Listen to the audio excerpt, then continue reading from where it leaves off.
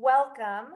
I am Jessica Fiorillo, the Executive Director of Harvard Education Press, and so glad you're here for our webinar on revisiting Brown versus Board of Education. This is an important and very, very timely topic. Here we are on May 1st, 2024, almost 70 years after the Brown versus Board of Education Supreme Court decision. The actual anniversary date is May 17th. Back in 1954, when Brown versus Board of Education was decided, it offered the promise of educational equality for K-12 students in public schools. But Brown versus Board of Education was not just a decision taking a position on school desegregation. Its overall intent was to change society. And that is the mission and the vision on which we have fallen significantly short. And as a consequence, there were serious implications for generations of students, of generations of Black educators and school leaders, but more importantly, or as importantly, huge implications for all of us as a society and how we change the way we think about educating all students and the humanity of all students. So those were some very broad statements. We have three amazing panelists here to fill in all the gaps, and I'm delighted to introduce them to you.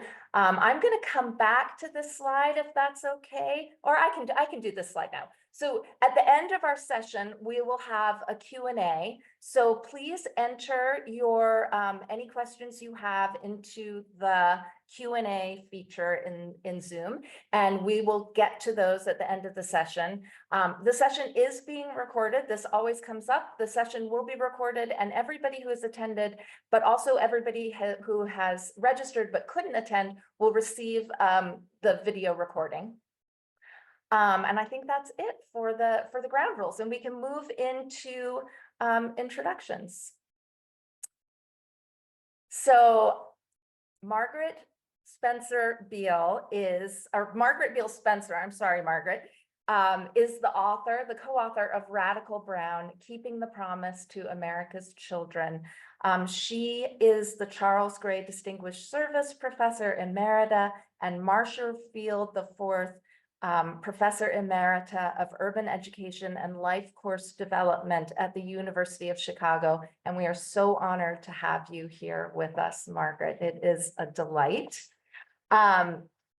Nancy Dowd is Margaret's co-author on Radical Brown. Together, they've written this book that we have just published here at Harvard Education Press. Nancy is the University of Florida Distinguished Professor Emerita and David H. Levin Chair in Family Law Emerita at the University of Florida Levin College of Law. Nancy, it's so great to have you. And our third panelist is Leslie Fenwick. Leslie is the author of Jim Crow's Pink Slip, The Untold Story of Black Principals and Teacher Leadership.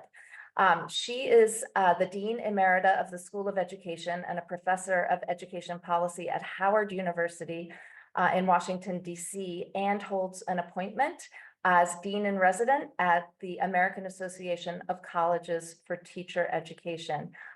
These are three amazing women, and it has really been so exciting to bring this group of amazing women together and hear the conversation that happens when the three of them start talking.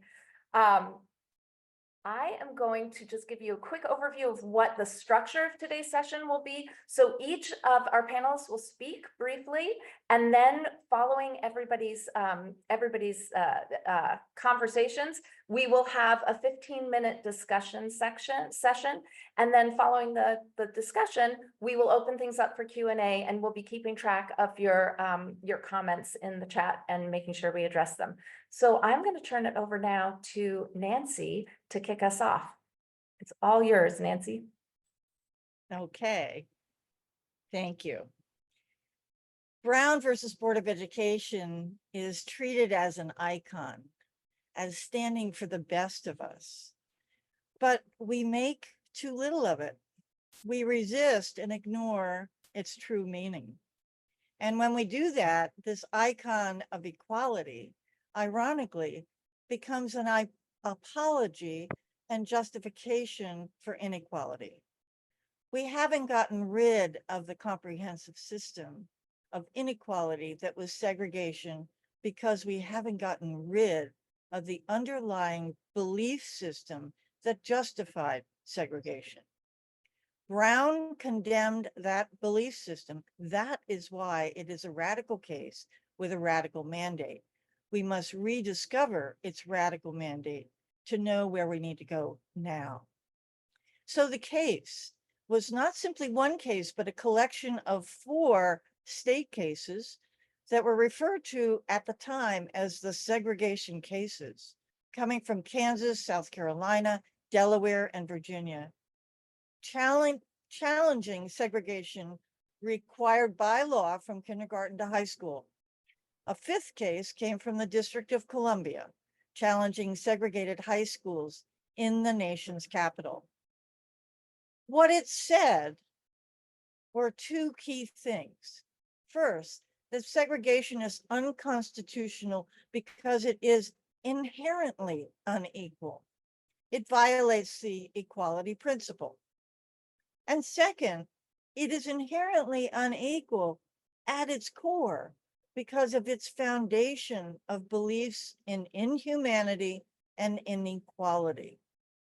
The core belief in the lesser humanity of Black people, the communication of inferiority based on that belief, and the false racial superiority communicated and sustained for whites, causing what the court called incalculable lifelong harm to hearts and minds unlikely ever to be undone. Because of these 2 key things, segregation violates equality because it's grounded in and communicates beliefs of Black inhumanity, inequality, and white superiority. The remedy for this harm was its opposite, a comprehensive equality system based on common equal humanity. Beliefs dictate everything: buildings, teachers, curriculum, school culture, socio-emotional learning, maximizing the development of every child. So this comprehensive mandate of the decision requires then understanding the scope of the harm that the court declared unconstitutional. In other words, we need to understand the scope of the harm to understand the mandate for the remedy. The purpose of segregation was to replace, restore, redeem white supremacy and racial hierarchy that was threatened by the end of slavery. The purpose was dehumanization and psychological harm. 2 key attributes of slavery: it was a total system, reinforced socially as well as legally. And it constructed racial identity as critical. Racial identity as Black was grounded in presumed lack of humanity. This was a totalistic system, replicated rather than eliminated after emancipation and the failure to sustain radical reconstruction. Segregation represented a morphing, reconstituted system of slavery. The 2 are inextricably intertwined. So finding segregation unconstitutional was radical because it was such a comprehensive system, requiring absolute separation in all aspects of life: parks, hotels, restaurants, jobs, homes, hairdressers, hospitals, cemeteries, what Bible you held when you were sworn in court, what blood you received when you were injured on the battlefield, how you walked, where you walked every day, to name just a few. So eliminating this comprehensive system required its comprehensive opposite, multiracial equality grounded in common equal humanity, embracing Black people as equally human, and recasting whiteness from toxic identity to an equality identity. As was commanded by the Supreme Court in 1968, in one of the school cases that followed, this means eliminating segregation, root and branch. Root and branch. It meant establishing equality, root and branch in its place. We have ignored this radical command of Brown. 70 years on, our current context of educational and other inequalities is embedded with this failure. It's embedded not only with the failure to act, but also actions taken to sustain inequality. Leslie Fenwick will be telling you about the elimination of Black principals and teachers more highly qualified than whites who were deliberately purged in the name of desegregation. This unprecedented brain drain sustained what she calls out as the purposeful disregard and incomprehension of anything positive or superior about Blacks. In our current unequal context, children of color are treated as less human, and white children are imbued with a crippling lesson of inhumane racial supremacy. My co-author, Margaret Beale Spencer, will tell you more of the challenges of our context and the content of where we need to go. The vision going forward is to return to the radical mandate of Brown, grounded in common humanity. Thank you. Thank you, Nancy. I'd like to turn it over now to Leslie to talk about some of the immediate outcomes of the decision and how they impacted schools, school leaders, school teachers. Leslie, over to you. Thank you for that great lead in, Nancy. So you'll see me glancing at my notes here. Brown and many of the decisions after it, Bradley, Singleton, Green, Lee, and numerous others mandated that public schools integrate wholly, W-H-O-L-L-Y, meaning the superintendency, the principalship, the teaching force, and student bodies were to be integrated, not just the student bodies. The failure to integrate school personnel was and remains the great failure caused by massive resistance to Brown. This was not an unintended consequence or an intended consequence of Brown. This was the result of massive resistance to the decision. And in chapter 4 of my book, I lay out in great detail the legal cases that mandated school personnel integration as the criterion for achieving integration in Brown's intent. The fight, known as massive resistance, resulted, as Nancy said earlier, in the illegal firing, dismissals, and demotions of 100,000 Black principals and teachers in 17 states as far north as Delaware. It was so pervasive and severe that the fallout eventually reached the halls of Congress, prompting a series of US Senate hearings. Many of us know about these Senate hearings that were held in 1971, but we've talked less about the central finding of the Senate hearings. So what were they? First, the 100,000 Black principals and teachers who operated segregated all Black schools were more academically credentialed and professionally experienced than their white peers in segregated all white schools. And I want to repeat that because that narrative is unshared. It is the untold part of the story, that the 100,000 Black principals and teachers who operated segregated all Black schools were more academically credentialed and professionally experienced than their white peers in segregated all white schools. Second, as desegregation unfolded in step with massive resistance on a near one-to-one basis, exceptionally credentialed and effective Black principals and teachers were replaced by less qualified whites. To put the impact of this in some perspective that we could probably all relate to, I want you to imagine the great University of Michigan's football stadium, which holds about 107,000 people. Imagine a football stadium of Black principals and teachers, 100,000, almost the entire stadium disappearing, never to be replaced, and the rippling effects of their disappearance. During an era of severe discrimination and social constriction endorsed by state law, how did these Black educators in segregated all Black schools become more academically credentialed than their peers in segregated all white schools?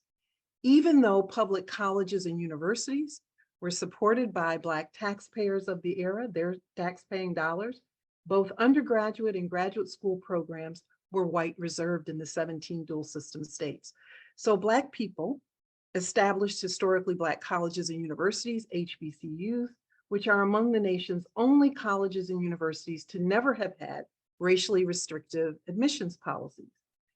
As I present in chapter 2 of my book, after attending HBCUs for undergraduate education, if Black citizens wanted to attend graduate school and their HBCUs did not have their graduate program, they had to leave their state of residence to do so because state law prohibited them from attending racially segregated graduate schools. Rather than allow Blacks to attend in-state colleges and universities, the 17 dual system states created Negro tuition scholarships. These are cited in state law with a small n for Negro. These were a segregationist tool used to boot Black citizens out of their home state rather than integrate institutions of higher education. The state laws supporting Negro tuition scholarships stated that they were designed for, and I quote from state statutes, Negroes otherwise qualified to attend the state institution. Locked out of their home state's graduate programs, Black educators completed what I call in the book an academic migration, traveling to the Northeast and Midwest to attend integrated graduate schools at some of the nation's most preeminent institutions. In this order of frequency, they attended the following institutions to earn master's and doctoral degrees: New York University, Columbia University, University of Chicago, Harvard University, University of Pennsylvania, University of Michigan, The Ohio State University, and Iowa State University. Again, as some measure of this, between 1930 and 1960 alone, Columbia University alone awarded 144 doctoral degrees to graduates of HBCUs. After earning their graduate degrees, excuse me, they returned to lead and teach in segregated all Black schools. Black principals returned to the segregated border and southern states, possessing superior graduate degree credentials and experience with integrated education than their white peers had. As early as the 1920s, the famed segregated all Black Dunbar High School in Washington, D.C. had 3 teachers with PhDs. 2 of the school's first principals held graduate degrees from Harvard University. Sumner High School in Kansas City, Kansas had a similar reputation. The 1926 roster of faculty indicated that 41% of the faculty held master's degrees, including 3 from the University of Chicago. By 1935, that percentage had risen to 61%. Notably, with integration of the school's faculty in 1968 to include more white teachers, the percentage of faculty members with a master's degree fell below its 1926 level. I'll just summarize because I know I'm running out of time here. In Massive Resistance to Brown, we find the origin story of the underrepresentation of Blacks in the educator workforce. Blacks didn't flee the education professions. They were forced from them by a coordinated effort of segregationist state legislatures, local school boards and superintendents and citizens, and their hijacking of state laws and budgets. And we are still living with this history. Wow. Thank you, Leslie. I'm going to hand it right over to Margaret, who is going to sort of provide some thoughts on where we go from here. How do we rectify this situation? Thank you so much, Jessica. My co-author, Nancy Dowd, started off today's webinar by reminding us that 70 years post-Brown, a particular societal positionality persists. That is, we have not gotten rid of the comprehensive system of inequality that was segregation, because we haven't gotten rid of the underlying belief system that justified segregation in the first place. Radical Brown is different in delineating the nature of the harm for all children by providing framing from an inclusive human development perspective. Specifically, phenomenological variant of ecological systems theory, known as PVEST, the theoretical framing is used throughout our text for describing both the shared harm and needed strategies for authentic change. PVEST is an identity-focused cultural ecological theoretical perspective that acknowledges the human condition of both vulnerability status for everyone and the potential for resilience as experienced by all demographics. That is, obtaining good outcomes even when confronted by significant risk, particularly given that the risks and protective factor levels are different for varying communities. The utilization of PVEST for Radical Brown provides specific insights relative to the role and importance of the ecology for the performance of developmental tasks and the socio-emotional reactions to cultural repertoires that produce intangible and tangible positions that make evident beliefs that dehumanize Blacks and as well structure beliefs of white superiority. In Radical Brown, we acknowledge and elaborate the facts that awareness of the tangible and inferred intangibles are deeply imbued in the environments of learning and development. In other words, the context matters. Now, we appreciate sharing today's opportunity and discussion with Dr. Leslie Fenwick's scholarly statement in Jim Crow's Pink Slip. It elaborates on context characteristics as represented by Black leadership. It affords the detailed character-focused descriptions of the pattern leadership changes in learning contexts and thus are extraordinarily helpful. In today's conversation, her remarks aid our perspective, given a focus on the under-acknowledged and untold story of pattern purging of Black principal and teacher leadership throughout the nation, particularly in the South. Sharing that story also included reporting on what I would call the upside of Southern segregation traditions impacting those seeking post-baccalaureate degrees. Segregation traditions required Black leaders, as Dr. Fenwick just shared, pursuing higher education to take advantage of fully paid for graduate opportunities and accessible at many elite schools, including Chicago, Harvard, et cetera, as you just shared. Nonetheless, and at the same time, there was a situation of purging Black communities of educational leadership. The volume quite thoroughly described the significant impact on schooling opportunities for Black children. Their absence is profound, given that from a PVEST perspective, Black leadership provides adaptive coping models for dealing with legitimate coping needs. Now, we emphasize in Radical Brown that it is critical to acknowledge the role of social science in the continuation of untoward beliefs. The traditions contribute to long-standing tangible and intangible situations of harm. Because of the pathologizing and problematizing of Black and brown bodies, research too often frequently compare outcomes for high-risk situated Blacks, and comparisons are made against privileging experiences and conditions for whites. Now, because human processes are less often a focus when including Blacks in programs of research, thus less is known about the specific supports that are required that contribute to particular pattern outcomes, particularly those relevant to learning and mental health. Now, because Radical Brown takes a human development perspective represented by a PVEST framework, 2 projects are provided as illustrations and represents strategies designed specifically to decrease risk and provide culturally and context relevant supports. In one case, the risk and challenge targeted were educationally untoward learning environments experienced by special education students. In the other case, provided were supports for offsetting significant economic disadvantage. It emphasized programming designed to provide high-performing youth with economic incentives for maintaining high academic performance. In each case, the protective factors and supports provided serve to offset the problem of maladaptive reactive coping with learning experiences, such as absences and a failure to perform well academically. The point is that the Brown decision was not adequate as a resource to neutralize the myriad maladies precipitated by the conditions of slavery.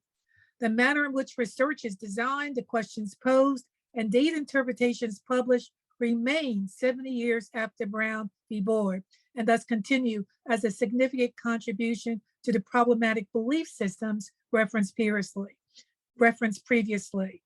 Let me end up by saying, in sum, Dr. Fenwick's Jim Crow's Pink Slip provides an analysis of what actually happened from a leadership perspective. And it provides a critical analysis given the importance of leadership for youth's identification and persistence. At the same time, together with Dr. Nancy Dowd in the publication of Radical Brown, we've been able to demonstrate why under-interrogated dehumanization traditions continue to impact both Blacks and whites.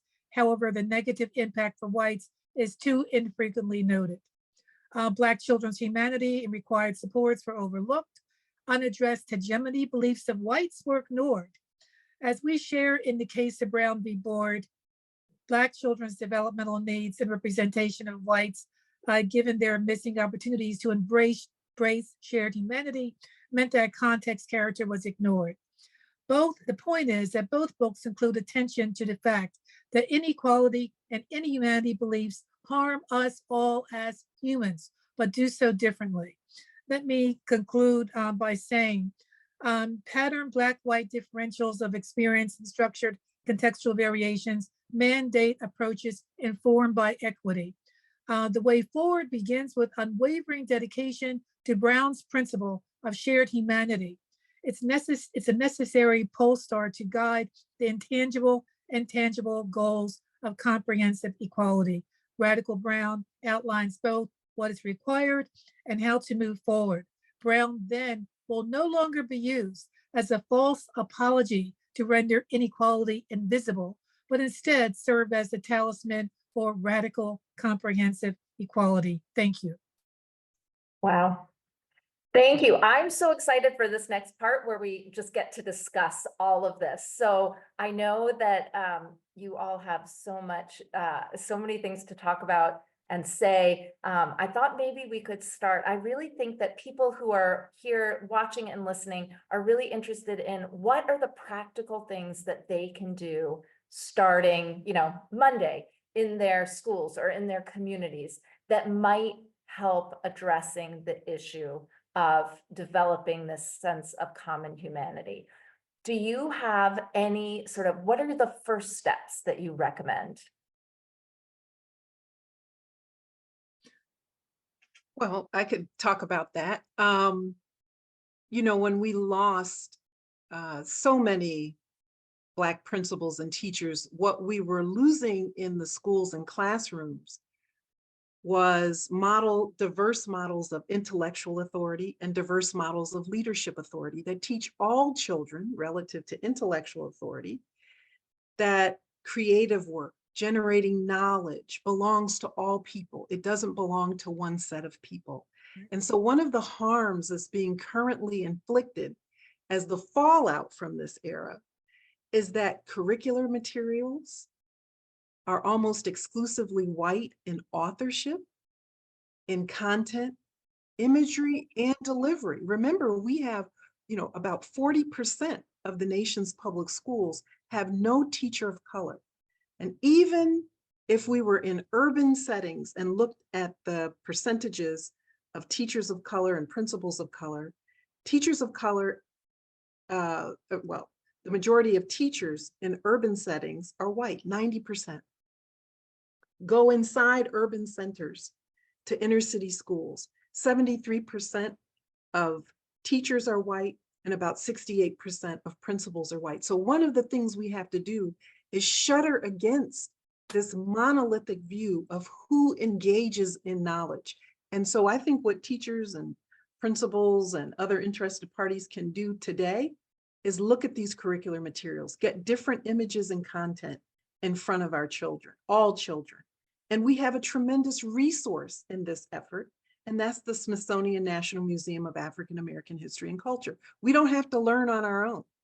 We can learn through their resources and their guidance. I really appreciate, No, go ahead, please. I really appreciate that so much, because I really feel that, what you're saying is that there are resources out there for teachers and our leaders to use. Because otherwise, in solving this long-standing problem, for me, as a human developmentalist type, we are putting the onus, the responsibility on children to respond to this long history of inhumanity. And I think it's an adult issue. So the adults have access, as Dr. Fenwick just shared, to resources that can hone the curriculum to make it more relevant. Let me give you a very concrete idea from a human development perspective. Human vulnerability, as I shared, is part of the human experience. Everybody has risk factors. Everybody has protective factors. Everyone experiences challenges. Everyone needs supports. The curriculum should serve as a source of support, as a protective factor, if it's culturally relevant. If it's culturally relevant, if it represents the experiences of youngsters in their communities. And too often it is not. So to give you an example of this, I view part of my responsibility and purpose is to go from the basic scholarship production to application. So we have engaged in programming that was designed to use, what we know about recognized supports, that we may infer that certain activities are supportive, but if they're not received by youngsters as indeed supportive, then they've missed the mark. So one of the things that we're currently doing, for example, that is different from the two examples that Nancy and I include in our text, is that to remind the people that we just finished celebrating the 50th anniversary of hip hop. The arts have always represented, a source of socio-emotional functioning. Socio-emotional functioning basically undergirds cognitive and intellectual risk-taking. So you use what students know, feel comfortable with, and then you develop curriculum that takes advantage of it, that then helps youngsters to engage in intellectual risk-taking. So we're using the anniversary of hip hop. We've been doing this for the last decade, given the technology. I've been in collaboration with a colleague who has an ed tech company. So we've been collaborating. So his company provides the ed tech, which is cloud-based, given COVID now, cloud-based technology that is turntabling. Kids love music. Hip hop is an influence around the globe. So we've used hip hop as part of this educational technology, along with a curriculum, to encourage kids to engage in intellectual risk-taking. And I can tell you, it's had an incredible impact on attendance, on engagement, etc. So I just think that we need to be creative and engage basically in the task of solving these things, but we first have to understand what youngsters see as culturally relevant, developmentally helpful to them. And then that will allow maximize adaptation. As you remember, adaptation is the combination of assimilation and accommodation, right? Successful adaptation. So you take what is known, you put it with what needs to be learned, and suddenly what do you have? You've got successful adaptation. We need to do more of that. We may not know necessarily what's best for other people's children. So engaging with the community, engaging and respecting them is a way that makes us more competent as educators. I want to add to that I think COVID has sensitized us to the magic of climate, of the atmosphere that is created in every classroom, in every school, that is critical to learning, has been critical, I think, to kids feeling still very challenged by what they lost by not being in a classroom. So we need to expand our sense of what we need to create, not what we want to restore. So I think it means what's the climate of your classroom or class? What's the climate of your school? And in every place, in the hallways, in the outside, before school, after school, what are the messages, and how does climate get created? How does culture get created? Because it is that intangible, I think, that's critical. And then I think that requires self-awareness. So Margaret and I often talk about how important it is to go get a mirror, have a look. This is not about projecting out, it's also about looking in. And that's important for every child, but it's important for every teacher. It's important, again, this is not a universal. White folks are in a different challenge in terms of implementing Radical Brown than Black folks are. And understanding that, being able to talk about that, being able to have uncomfortable conversations out of which will come to a vision and a reality of equality, which we have not experienced in our lifetime. So that's, and so the hope would be that everybody, I mean, if we could enlist everybody that's at this webinar to create, that would be like, that's the dream team. Whoever is here, you are the people who will implement this bottom up. And of course, if they would give us the power, we'd be happy to do it top down. But I think it's a day-to-day awareness. And again, the intangible is what matters. Do you think, oh, sorry, Leslie, go ahead. I have to link what Margaret and Nancy said in this story, because these converging themes around humanity and restoration are real. And this is how I know it's real. I've had the privilege of leading Rhodes Scholars classes since 2017 on tours of the Smithsonian National Museum of African American History and Culture.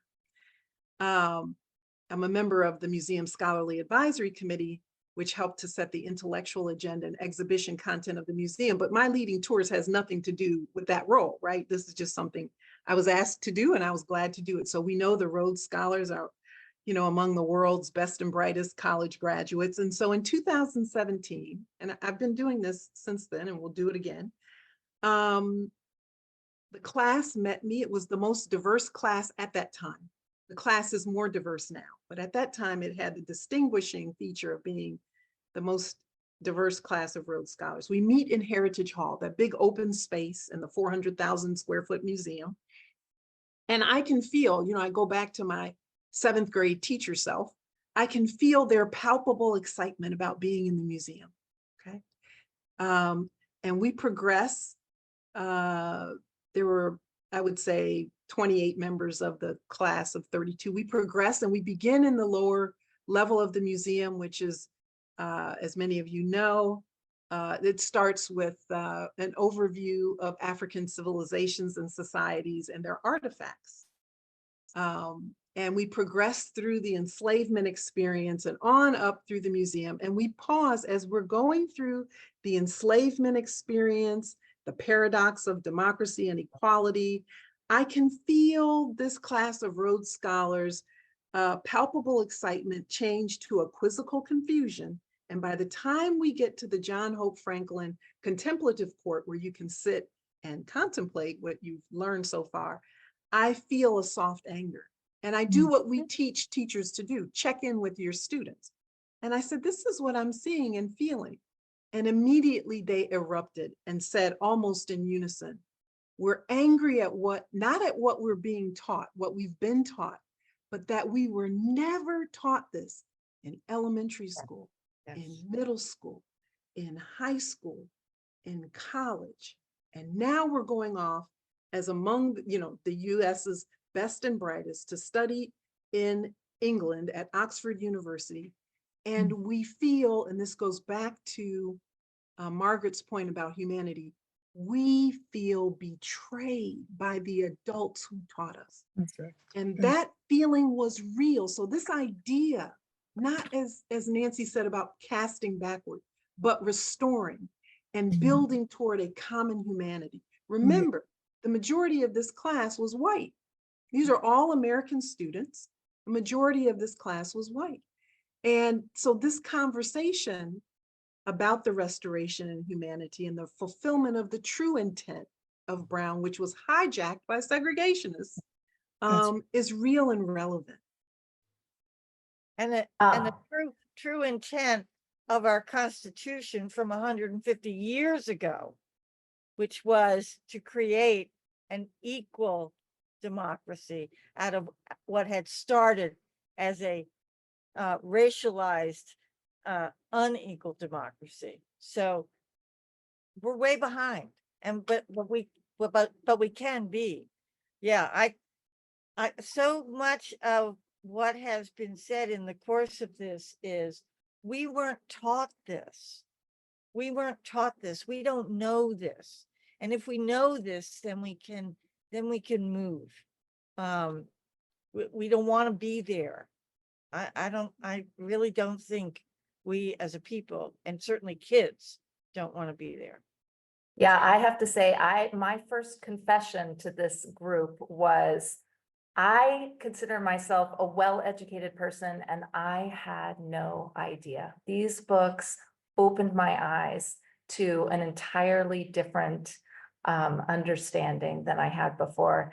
I know I want to get to some of the questions that our participants have been sending in because there's some really good ones. And one that is the top of the list and has gotten a lot of thumbs up likes is a question about programs like Metco, which I guess I understand was a Boston area program that bused inner city students to the suburbs and began in the mid 1960s and was created as a short-term solution, as our writer or as our participant explains. It was a short-term solution to educational issues of the city and to desegregate schools in the suburbs.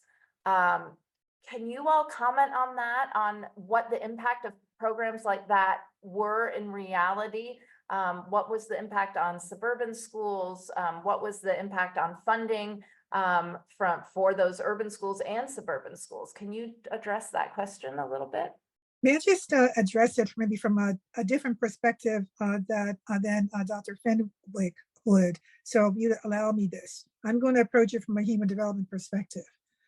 Exposure without context, without explanation, is not very helpful because some youngsters just being exposed to inner city schools without, if you will, explanation, if you will, training, learning, insights being provided, will simply go back to their suburban schools with a reinforced sense of self, not an understanding of inequality given privilege, but without appropriate explanation.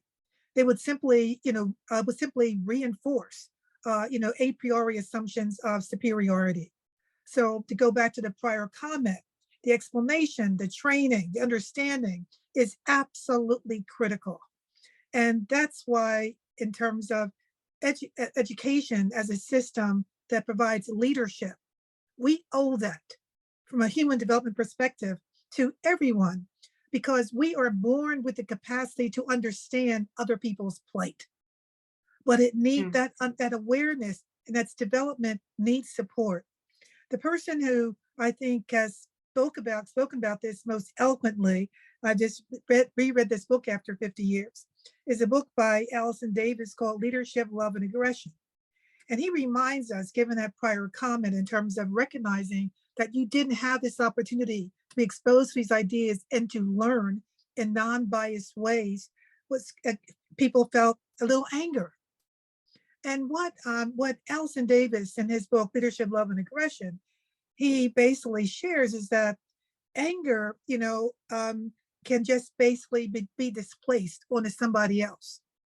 But anger, with, if you will, knowledge, can be supplemented as energy for initiating change, for making a difference. And that's one of the reasons why, Jim Crow's Pink Slip is so eloquent, and sharing, if you will, the meaning of the loss of Black leadership, because there is something that one learns and gleans from how people cope while standing upright to all the challenges of life. And that's really important. So if you don't have that, instead, you can supplement by being angry and aggressive onto other people. So that anger that you're picking up from the fellows that you are working with, Dr. Fenwick, I think is a demonstration of the importance of explanation and learning. Because if you just have the exposure, you simply have the opportunity to reinforce beliefs of one's privilege without calling it that, just one's superiority, without acknowledging the social construction of privilege. And that people like you, that's why Nancy's mirror reminder is so important, have contributed to that. And so one thing that Nancy and I mentioned in the book, if you think about family lines for the previous 400 years, given Black's arrival here in 1619, and you think about family lines, you think about maybe just a family for 2 days a week having dinner together, over those 400 years, we calculated basic arithmetic here, there might have been 40,000 missed opportunities to reaffirm and state the status of shared humanity. 40,000 times across family lines when it does not happen. So part of our role as academics should be to understand why there are exceptions to that, why there are people who did not embrace beliefs of superiority and instead embraced, just authentic views about shared humanity. So I think our task as scientists need to be different for whites versus Blacks, because the risks and the challenges and the protective factors and supports are different. And therefore the questions have to be different, because resilience for whites, I think, is suggested by an authentic embracing of shared humanity, independent of demographics. So for us academics, we have more work to do that hasn't seen the light of day often enough as of yet. But I just need to share that in terms of the anger part, because I think it's a potential source of energy for initiative and authentic change working together. One other thing, I think that description of the Boston pattern is emblematic of so much that was a complete reinforcement of the inequality that it allegedly was going to address. It was a one way, right? It's a focusing on bodies. We're going to move bodies from one place to another.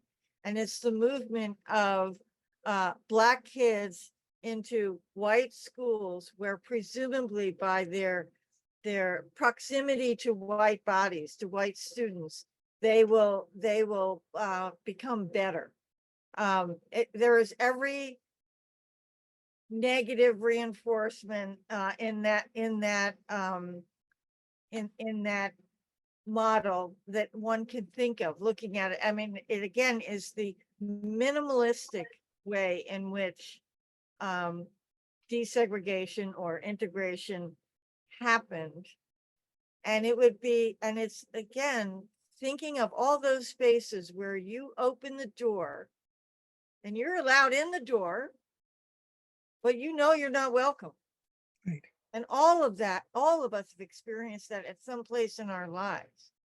But I think that what would it be like to have someone feel welcome? And why wasn't there interchange going in both direction? Again, it's so tied to a belief structure and the resistance to a shift from inhumanity to humanity. How do you sustain that when you're supposed to integrate? Well, you do something like the model of the Boston schools. And it's just a very incomplete, unsuccessful model. And the inequalities we have today are grounded in the failure to implement the radical message that Brown actually said and required.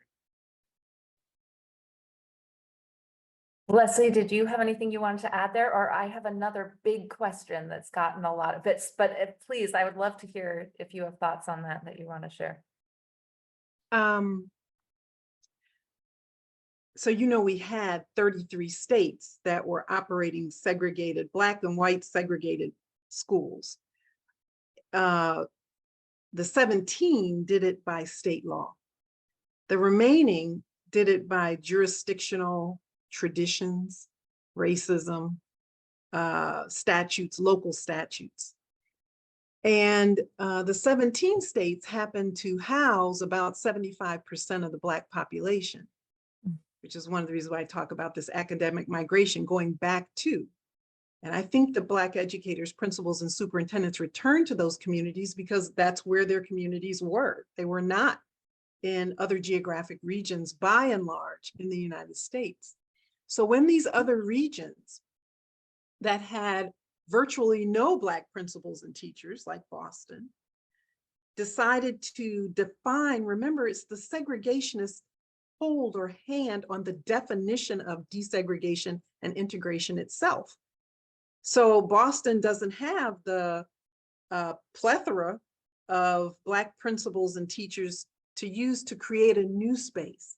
So integration wasn't supposed to be the shuffling of Black students into segregated all white spaces and those cultures. Imagine the harm, psychological, the harm physically going into those spaces. These are well documented in NEA studies and studies by the American Friends Society, a group of Quaker activists. These are well documented. So this idea of, as Nancy said, of just defining desegregation or integration as the proximity or racial ratios of Black and white students one to the other was all wrong. And when you think about Brown that way, know that the segregationist intention prevails even today, because we continue to not think about, I know I'm saying it the opposite way, we continue to not think about Brown as integrating wholly superintendencies, central office positions, principals, teaching force, and students. The segregationists said, away with all of that.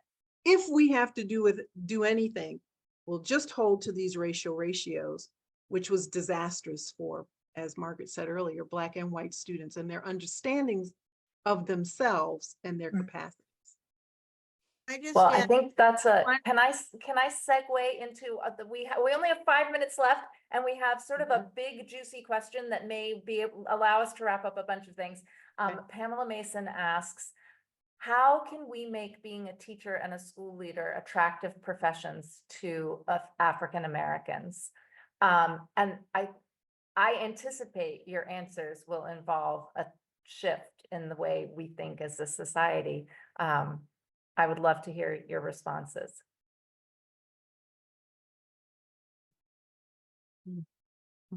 I'm going to jump in here and say that we have to do this nationwide, because the segregation model that we are operating under now is the model of the North and the West. So this is not simply a Southern problem. This is a national problem. And so I think you have to, it would be If you're going to attract people to doing a particular work, it's because it's a place where they would want to be and feel welcome and be valued and respected. I think we share, to extend what Nancy said, we share the story of how we got here in the first place. Because the myth my book was attempting to shatter was that after Brown, Blacks left the education professions to pursue careers that were previously unopened to them. And that myth is actually a lie, but it's perpetrated through the research and through commentary about why we have an underrepresentation of Black teachers in particular. But you know, in Travis Bristol and Conrad Gist's handbook on research about teachers of color, there's a section on MSI, HBCUs and other MSIs production of teachers of color. And I go through, I'm the section editor for that part, and I go through the narratives around why we have a dearth of Latinx teachers, why we have a dearth of Asian teachers, why we have a dearth of Native American teachers, and also Black teachers. There are there are stories tied to our history. For Latinx teachers, it's trying to stamp out Spanish language usage. Yes. And I could go on, I'm not going to take the time to go through those stories, but they are there. So we have arrived at this place because we've not acknowledged a history that we're still living with. That's number one. Number two, in my book, I look at data about who are the nation's most academically credentialed teachers. And I use IES data, and the data prior to Brown and today show that African-American teachers are the nation's most academically credentialed. Specifically, they are more likely to have, teachers are more likely to have Black teachers, master's and doctoral degrees than their white peers. Principals more likely to have doctorates than their white peers.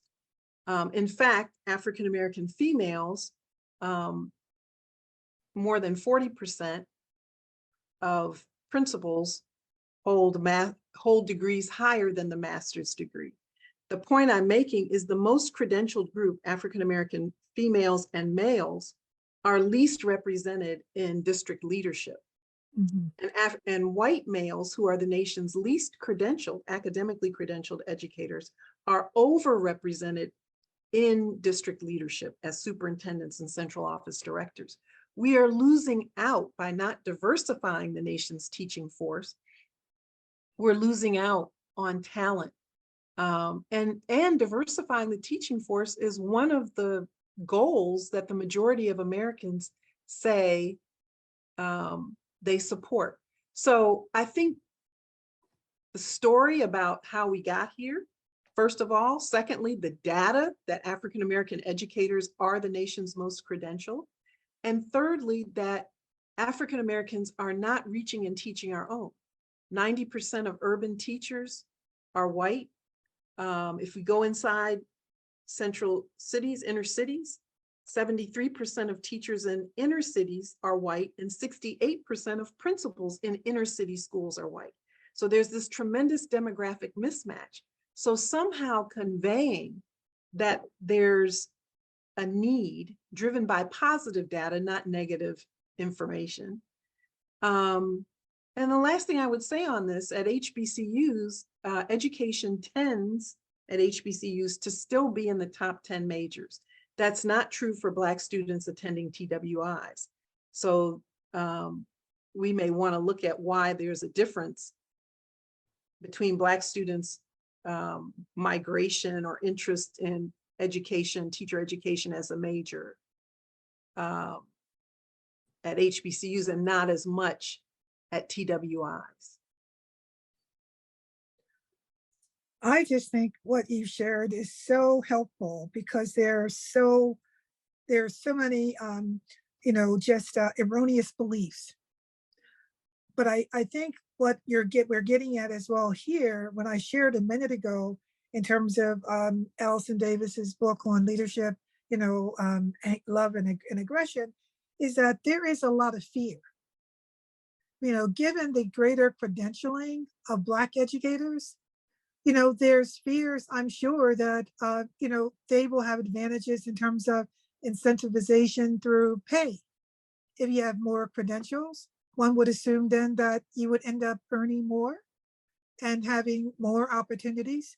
So I think from a human development perspective, analyzing, white fear, I think should be a part of it because, white fear does produce anger that is, displaced, in these classrooms on the very kids that you are responsible to educating. So I really think that from a research perspective, if we're going to solve this, we need to understand, what are the sources of risk and challenges, okay, for whites in terms of persistence.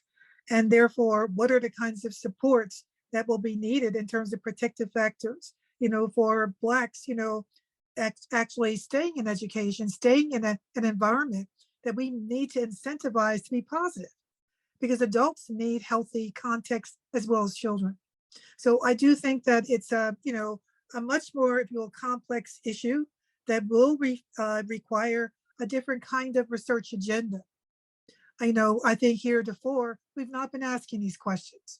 We assume that, white means superiority, and having a white teacher there defines, if you will, a superior character of context for learning and development of everybody's children. And of course, that's not the case. So we do think that, work does involve incentivization, but for many Blacks, if we do that kind of research and really read what people have to say, is that they're being in places where they feel wanted, embraced, and valued, and they have a sense of purpose to do that because it is Black communities, right? Black communities that we're wanting to impact. I really think that there are different questions that need to be asked in order to make sure that, we have more Blacks staying in education, but more whites understanding the downside of their own privilege in performing a tax-based profession that they seem unprepared to do a good job in supporting everybody's children. So that mirror, is really important. And there's a different set of questions that need to be asked. And I think we've not gone there yet. But I do think that resilience for white teachers looks different from resilience for Black teachers. And we need to understand what supports make sense and what supports need to be in place to guarantee a context that's healthy for everybody's children. And we're not there yet. This has been, we are over time. I'm so glad to see so many people have stayed with us. I am so grateful to the three of you for holding this webinar with us. This has been an amazing experience. I'm also very sorry that we didn't get to all of the Q&A questions that were posted because there's some really good ones. I am wondering if we might ask you, Margaret and Nancy and Leslie, to help us respond to some of those questions, and we can send those answers out when we send the video recording out to people, because I don't want to miss out on these really informative questions. So with such gratitude from us, thank you for holding this webinar with us. And I just want everyone to know there were some great comments in the Q&A that everyone should see, and some great suggestions of resources. And it sounded like some training sessions. There's a lot there, but also please visit our website and use this discount and get your copies of Radical Brown and Jim Crow's Pink Slip. Amazing resources from these incredible women. Thank you very much to everyone. We're so glad you were here.